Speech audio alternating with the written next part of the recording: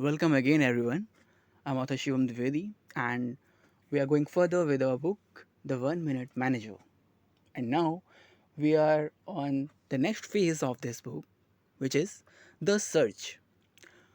Once there was a bright young man who was looking for a special kind of manager who could lead and manage in today's changing world.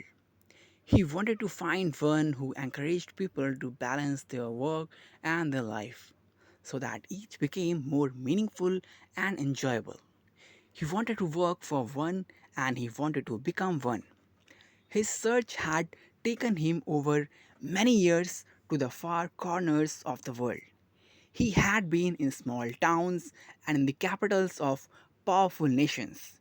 He had spoken with many managers who were trying to deal with a rapidly changing world.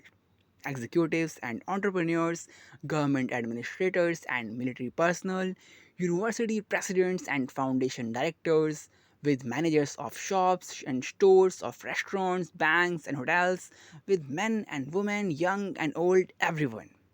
He had gone into every kind of office, large and small, luxurious and sparse, with windows and without. He was beginning to see the full spectrum of how people manage people. But he wasn't always pleased with what he saw. He had seen many tough managers whose organizations seemed to win while the people working there lost. Some thought they were good managers, many thought otherwise. As the young man sat in each of these tough people's offices, he asked, "What kind of a manager would you say you are?" Their answers varied only slightly. "I'm a bottom line manager. I keep on top of the situation." He was told, hard nosed, realistic, profit minded.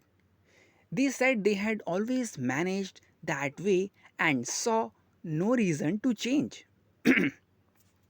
He heard the pride in their voices and their interest in results. The young man also met many nice managers whose people seemed to win while their organizations lost. Some of the people who reported to them thought they were good managers. Those to whom they reported had their doubts. As the young man sat and listened to these nice people answer the same question, he heard, "I am a participative manager, supportive, considerate, and humanistic." They also said they had always managed that way and saw no reason to change. He heard the pride in their voices and their interest in people. But he was disturbed. It was as though most managers in the world were still managing the way they had always done and were primarily interested either in results or in people.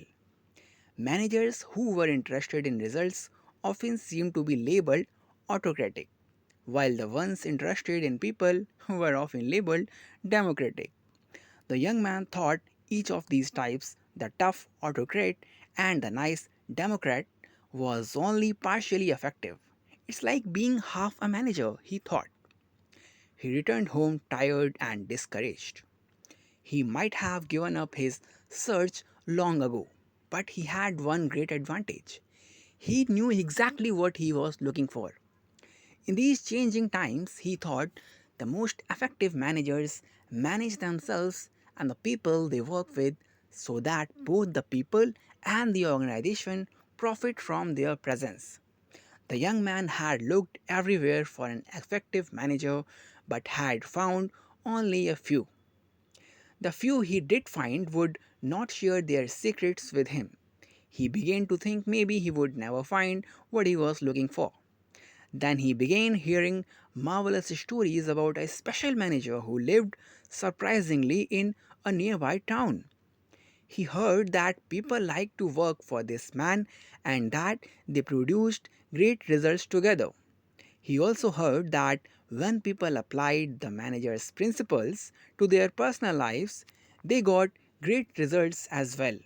He wondered if the stories were really true, and if so, whether this person would be willing to share his secrets with him.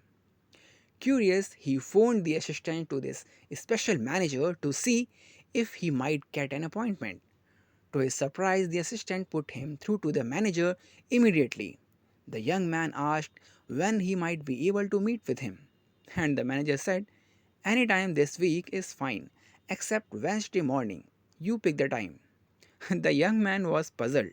What kind of manager had that kind of time available? But he was fascinated as well and went to see him.